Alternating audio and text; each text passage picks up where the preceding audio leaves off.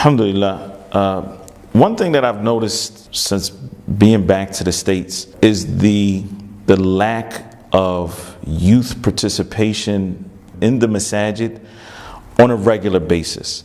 And yes, there are, alhamdulillah, youth programs. So you find like on the weekend, in a lot of the masajid, there are things that are going on for the youth. But I particularly noticed that for the regular salawat, that there aren't many youth in the masjid, and even on Yawm al-Jum'ah. And this is something that is critical for us as Muslims to pay attention to, because the reality is that many communities do not have an Islamic school or a viable option other than public school.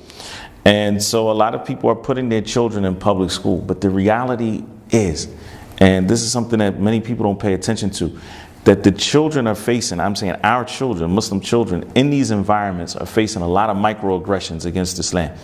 Sometimes even from their teachers, but not to mention the peer pressure that they're dealing with, all types of misinformation about Islam, to the point that many of the children do not want to be identified as Muslim. They do everything that they can not to be recognized as Muslim. They may even go to their teacher on the side. If his name is Yaqub, he might tell the teacher, just call me Jacob, don't call me Yaqub, don't on the roll sheet or whatever like that. So a lot of times our children are not even identifying with Islam. If we add on to that, not bringing them to the masjid at all, or only bringing them to the masjid on the weekends, we are risking losing our children, or at the very least, creating this dual identity, like they're one way at home and another way at school, and they're torn between these two identities. And Allah subhanahu wa ta'ala has told us in the Quran, Ya ayyuhalladhina amanu qu anfusakum wa ahlikum nara. Oh, you believe, save yourselves and your families from the fire. And the Prophet ﷺ said, Kullukum ra' wa kullukum mas'ulun an ra'iyatihi.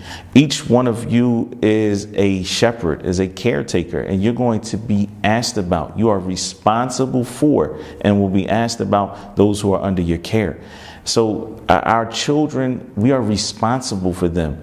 And one of the greatest responsibilities that we have to them is to help them learn their deen, so that they can have that relationship that they need with Allah subhanahu wa ta'ala to be happy in this life and to be successful in the hereafter.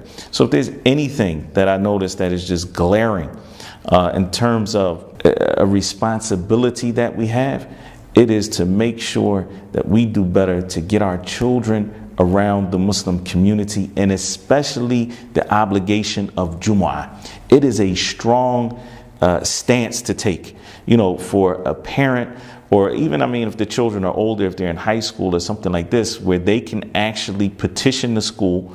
And in a lot of public schools, this is already the case. They allow the children to go for Jumu'ah. They can't stop them. But if that's not the case in a particular school, that the youth petition their particular school and explain to them that we need to be allowed to go to Salat al-Jumu'ah. If there's enough time to get back to school after Jumu'ah, so be it. If not, then they just stay out of school for the remainder of the day on Friday, to stay up on their studies, to do well in school, to even the classes that they miss, that they get the work that was missed, and to be exemplary students.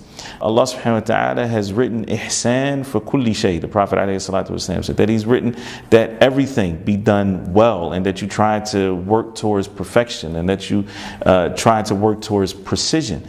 And so we should be encouraging our youth to go to Jumu'ah and to do good in school. And what I'm saying is that this is a strong position to take, because if a Muslim child does this, they're going to be on that path to preserve their identity, to be recognized as being Muslim, but at the same time do well in their classes and in school, because nobody's saying don't do well in school.